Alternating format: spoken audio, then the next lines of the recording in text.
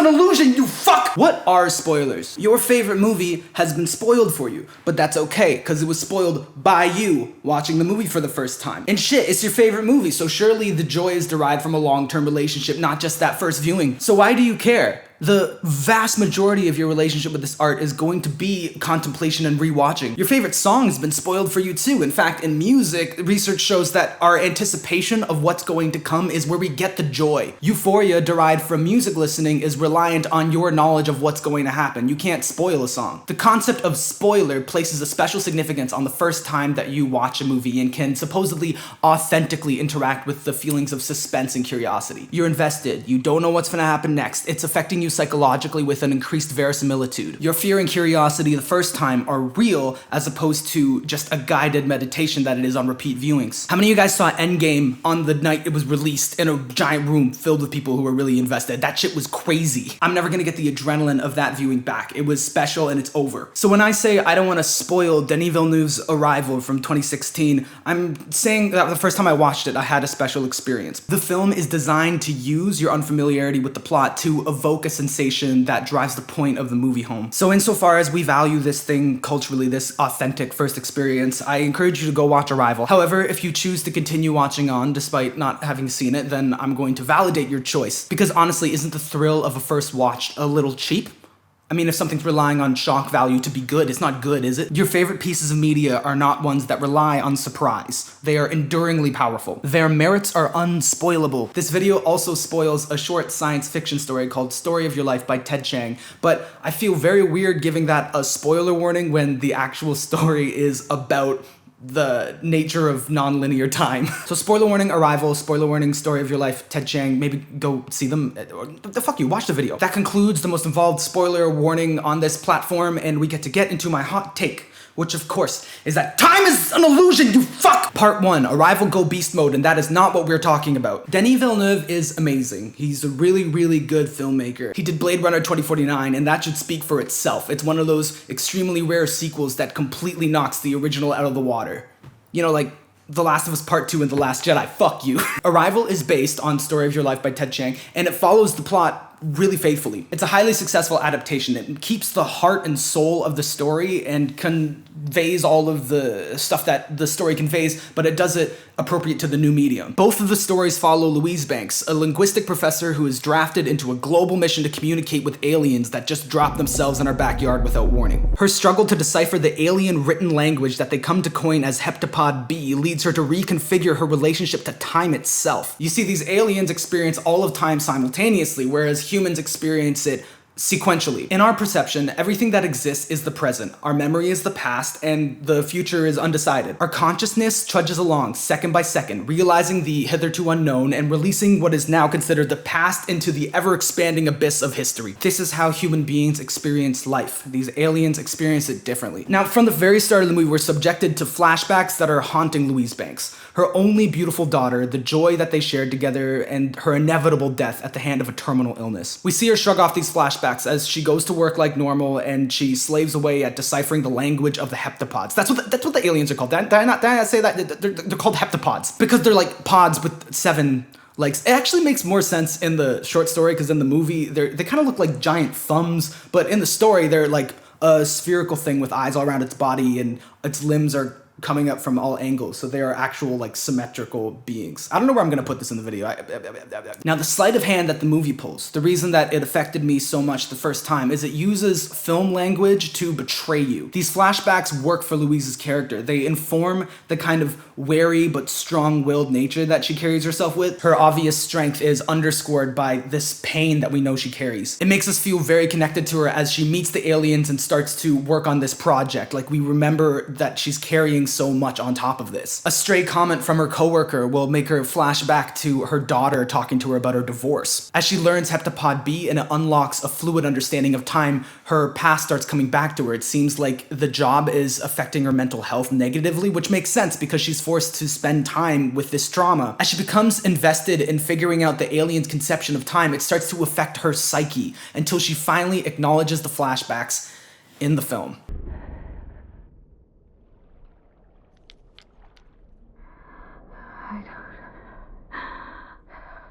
I don't understand. Who is this child? She doesn't know who the girl is. These aren't memories from the past like we would readily interpret. They are memories of the future. See, the movie wasn't performing the trope of opening up with a tragic backstory montage to inform the journey of the character throughout the film. No, it was performing a different trope, the one where they show the end of the movie at the beginning.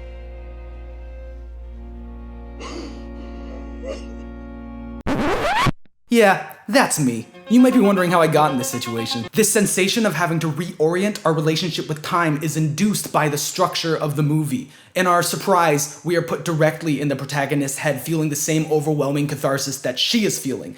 The structure is emphasizing the meaning. Plot-wise, one of the main changes that the movie makes is they take something that is largely symbolic in the written story and they make it very literal. Louise Banks in the movie actually uses her precognition of the future to solve problems now. She is quite literally an oracle due to her understanding of heptapod B. She can remember information far away in the future to manipulate the present, causing a paradox, but whatever. The movie also adds stakes by making the political climate increasingly volatile and kind of having like a villain or just the fact that war is on the horizon. And I think this all works really good. Lessons from the Screenplay did that video about adaptation and how they made it work as a film, and you just watch that. Because that's not what I'm here to do. I'm not here to talk about how good the movie is. I'm here to explain to you simulation hypothesis and that time isn't real. Arrival necessarily is a linear telling of a story about nonlinear time. So we follow Louise Banks as she goes forward through the plot and then becomes aware of simultaneous consciousness. This is because it's a big old movie. It's for everyone to watch. It's for me walking into it cold when I did in 2016, not knowing what it was going to be about, and it guides me from a place of like normal movie-going experience to a very conceptual place. I mean,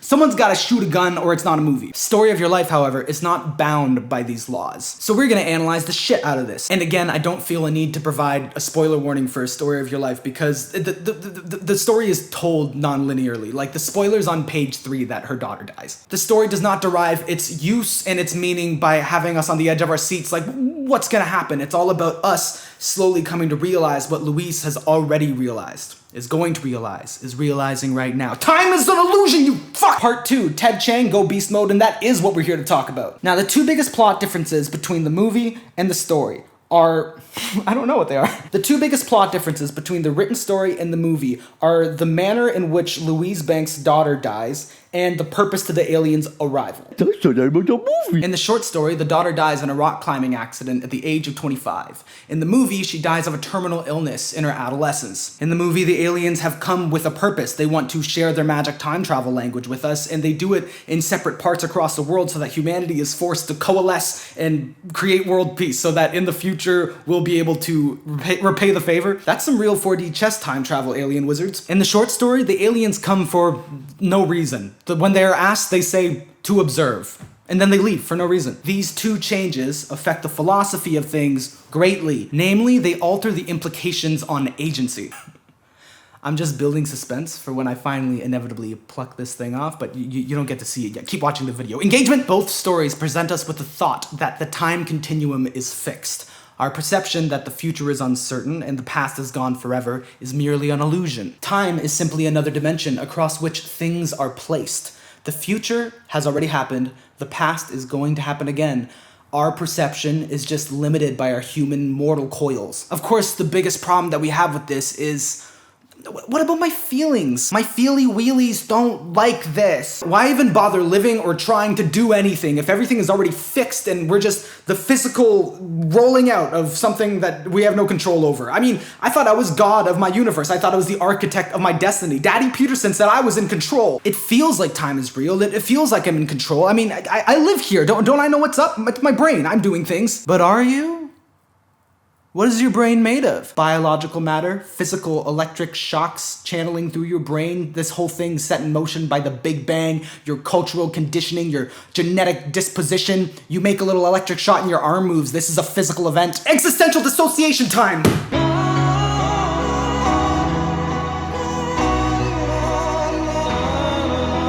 Hey, stay calm. It's okay. You think, therefore you are. You're still a person. you still have to wonder and love and make decisions and take control over your life. I would never want to disappoint daddy. This is all fun, cerebral, theoretical stuff to consider, but we do experience the universe sequentially. So to our purposes, the future and the past are real, and we are in charge of our decisions, and we have to take responsibility for stuff. Keep watching the video though, because this thing, engagement. This idea of time is an obvious threat to free will and personal autonomy. It means that everything that happens is a result of everything that came before. It means that fundamentally, we're not in control and we can't change anything. This is called hard determinism, and our brains don't like it very much. I mean, scientists like it, but they're a bunch of gay nerds that we hate, right? The way determinism is presented in these two bodies of work is different.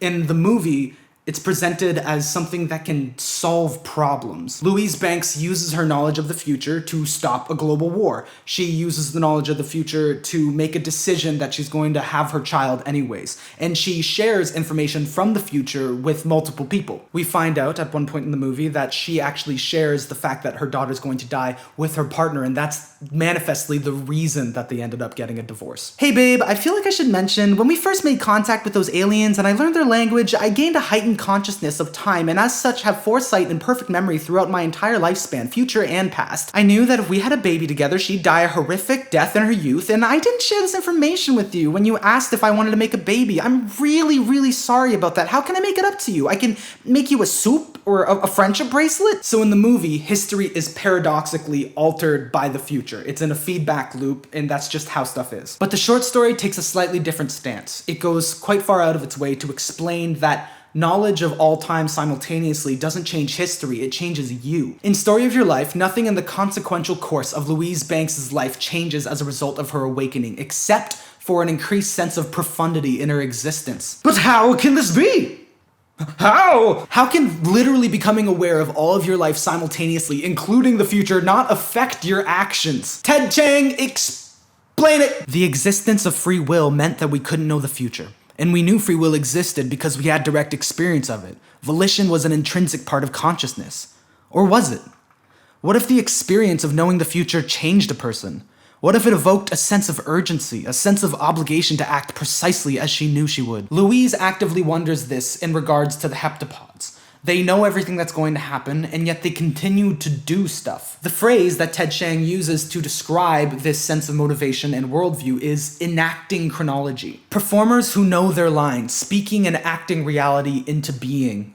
The participation in the existence of it sublime in of itself. The thought to deviate from the arc of reality is not possible or even relevant to consider. Now, Ted Chiang is atheist, but this sounds like religion to me. To take the fatalistic and lean into it as a thing of beauty and meaning. Everything happens for a reason. Your moments of anger and love are manufactured, but no less yours. Destined to be. The universe is perfectly designed. You are perfectly designed. You are meant to perform the play that is your life. To take a quick break from Ted Chiang, there's another science fiction called, I don't know, Timmy, Being God is a Big Responsibility by Sam Hughes, or his pseudonym QNTM, like quantum, I assume. He's built up this repertoire of a bunch of short stories and just like stuff that they've done called Things of Interest. It's pretty good. It's pretty existentially horrifying. It's pretty good. I Don't Know, Timmy is a shorter story than Story of Your Life, and it deals with a different concept. Simulation hypothesis. What is simulation hypothesis, you ask? You're gonna regret asking. No spoiler warnings for this story because time isn't real. Consider one day in our distant future, science has progressed to the point that we have enough computational power and data to enact a digital simulation of our reality, the Big Bang and everything that happened afterwards, in a computer. Of course, this is an insane amount of power and data that we'd have to require to do this. But you know what else is an insane amount of power and data? This shit right here. Imagine going back to 1991 and giving a baby an iPad. They would die. Or giving a 14th century serf a bowl of Cinnamon Toast Crunch. So perhaps one day we will be able to do this. To all conscious beings inside of our simulation, they will be experiencing reality as it is. Effectively, to their waking life experience, they're just people doing the same thing that we're doing. It's the same. It's the Matrix, it's Plato's allegory of the cave, it's baby shit. Until you consider that because it's a perfect simulation, the people inside that simulation will also create a simulation in a quantum supercomputer one day, and so on. ad infinitum. So now there are literal endless realities stretching down into forever, and all of them feel real to all the people inside of them. What are the chances that you and me are at the very top of infinity? The answer is fucking 0, which means that if you believe that one day we could have a computer powerful enough to create this simulation, there is a near 100% probability we are currently in that simulation. You might recognize this terrifying feeling of helplessness welling up inside of you from when you consider that free will doesn't exist and you're not in control of your life. As the character Tim puts it in the short story, this has been an extremely bad day for my ego, Diane. Understatement of the fucking century, Timmy. So what do simulation hypothesis and determinism have in common? Why do they trigger the exact same Lovecraftian horror? It's the lack of agency for me. The idea that every thought, feeling, opinion, even my waking consciousness is just the result of data. The idea that you don't belong to you. You're not in control of anything. So what do we do now that we know God is dead and time isn't real and we live in a simulation? Do we just sit there thinking about it until we have a panic attack inevitably? CJ the X and Ted Chiang say no. Instead, you are gonna like and subscribe. Make sure you ring that bell so you know when my videos come out. Consider donating to my Patreon for perks such as monthly Q&A live streams and credits and the ends of my videos. I'm kidding, but you should do it. You should choose to do it. Because once this video is done, you're still gonna be in your body. Thought experiments are fun, but life is still life. You have to decide what you're doing after this. Our linear perception of reality is just as valid as the galaxy brain bullshit. Ted Chiang, will you please take us out of this segment? I want to talk about a different thing. Freedom isn't an illusion. It's perfectly real in the context of sequential consciousness. Within the context of simultaneous consciousness, freedom is not meaningful, but neither is coercion. It's simply a different context, no more or less valid than the other. In other words, time is an illusion. Part 3, it's the chicken. It's an ancient proverbial paradox. Which came first, the chicken or the egg? It's the chicken. It's the chicken. Can an egg perceive reality? Why don't you go look in the mirror and find out, bitch? From an evolutionary scientific perspective, what occurred was two very chicken-like birds laid an egg that I suppose is the first chicken egg, if you can call it that, and they nursed it, and then eventually it cracked, and a little chick popped his head out, and this is your guy. This is your very first chicken. Something, something, something, McDonald's. But philosophically, the egg is inert. What are we asking? What came first physically? Or what began what we call chicken? The true genre of chicken, the idea of chicken, happened with the first chicken breath. Something, something, something, 14-piece party bucket. But if what we're asking is the reality of human shared collective imagination, what came first is the first thing we named. What is chicken? What is egg? These are words that convey meaning. What came first, the chicken or the egg? Language. That was fucked up, okay? Even I'll admit, that was pretty fucked up. I don't know if it holds. The premise of Story of Your Life is that we think in language, and so language affects how we think. The limits of it, you can't say something that you don't have the words for. We call this the Sapir-Whorf hypothesis. If you speak English, you think English. The limits and tendencies of English taint the nature of your thoughts. In Story of Your Life, Chiang teaches us this because he's a good teacher. He's a very scientific mind. He explains to us the Whorf hypothesis. He explains Fermat's principle of light refraction. It's a lot of linguistic and physical stuff because the plot is a linguistic expert and a physicist trying to communicate with aliens. So just straight up, this is an educational text. But I am of the mind that Chiang is disproportionately lauded for his scientific mind when he's an incredible artist.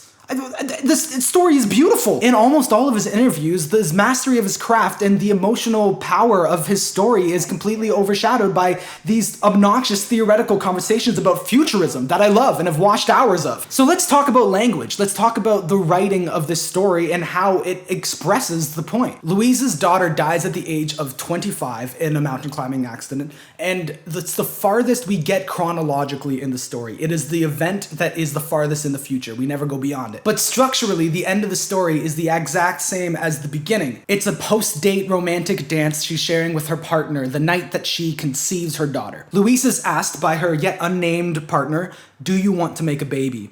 It's so disarmingly earnest, it's sexual, it's romantic, it's treated without a lick of irony. It carries the exact weight it's meant to, and so we're gonna come back to it at the end. We don't hear Louise's answer, instead we immediately start jumping around time. Right now, your dad and I have been married for 2 years, living on Ellis Avenue. When we move out, you'll still be too young to remember the house, but we'll show you pictures of it, tell you stories about it. So the story starts with this romantic back patio thing, and then this is like the very next sentence. And if you're following, she's already displacing herself in time. Grammatically, she's speaking from the perspective of her at that night on the back patio, but she's speaking about the future from the past. She's not saying at that time we'd been married for 2 years. She says at this time we have been married for 2 years. She's remembering and prophesying at the same time. You will, you did, you are. This kind of tense mix-up permeates the whole story and gets increasingly intense as you go throughout it. It starts to affect your brain, kind of like if you ever read A Clockwork Orange and you started thinking in like fucked up Russian gang speak. By the end of the story, you get crazy sentences like this. I remember what it'll be like watching you when you are a day old. Huh? Past tense to future tense to present tense in 14 words. I remember what it will be like when you are. The language that the narrator is using is teaching you to break down the barriers between these events as separated by some sort of thing. Do this with me. Think of a moment from your past that creates guilt in you. Something bad that happened. Now think of something in your future that you are excited about, that you know is going to happen and is going to be a beautiful thing. Now you look at both and you say, it happened. It will happen. It's happening right now. It happened. It will happen. It's happening right now. How it feel? It's hard to think of the dark parts of your life like that.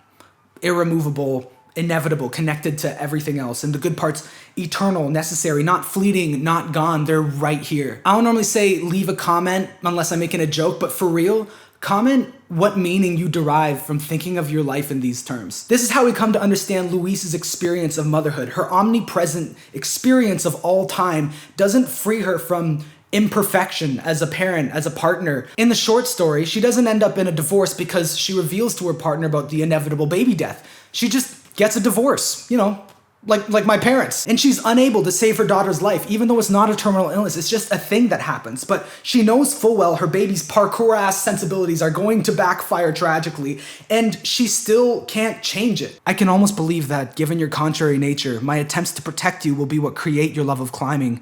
First the jungle gym at the playground, then trees out in the green belt around our neighborhood, the rock walls at the climbing club, and ultimately cliff faces in national parks. I can fight it as much as I want, but there'll be no stopping my slide down that long, dreadful slope. Knowing the future doesn't change it. She experiences her life the same, with the only difference being a newfound intimate connection to the simultaneousness of it all. Inevitability makes the world as terrifying as it is beautiful. But so does consciousness where the future is completely uncertain. We have free will and everything's chaotic and random. So Louise's experience mothering her child through different phases of her life, all out of order, post-divorce, is one of the threads that is woven throughout the story in addition to communicating with aliens. The second one is Louise's growing affection for the physicist, her partner that she's doing this job with.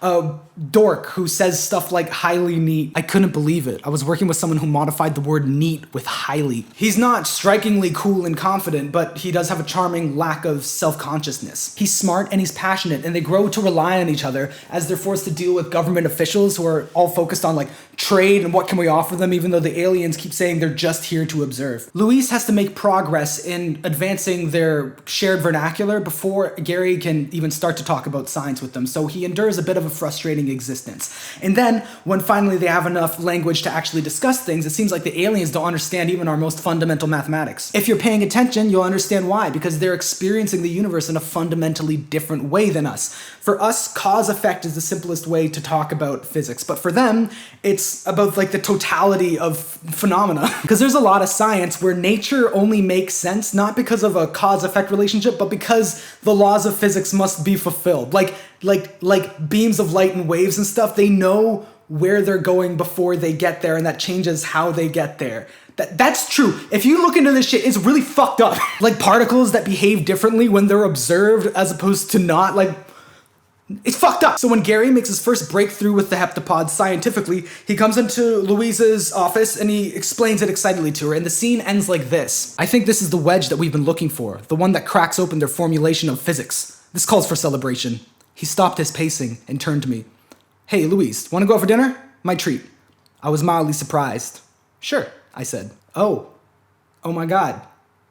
Gary is the father of her child. I just got goosebumps because I like the story. I don't think I've seen another story that so captures the randomness and the organic nature of finding love. You just meet people all day, all the time, and then one of them just ends up being a giant part of your life. That's fucked up. The sneak attack of the story is we're traveling forward in time and backward in time to get back to the first sentence. 3 separate plot lines: meeting aliens and understanding time, falling in love, raising a child. They're all the same story, intimately connected. The only thing separating them was the limits of our perception. You get it? Take the immediate moment of where you are, what device you're watching this on, what you're wearing, what room you're in, what time of day, and take the summer of 2020, the first COVID summer, and remember how you spent it and who you spent it with. It happened, it will happen, it's happening right now. It happened, it will happen, it's happening right now. The question that Gary asks Louise at the beginning and at the end of the story is, do you want to make a baby? It seems like he's offering her a choice, but from her perception, all the choices have already been made. She's experiencing all of her life simultaneously. And when she says yes in response, she's not responding, yeah, let's have sex and make a daughter. She's saying, yes, I want to participate. And that is that.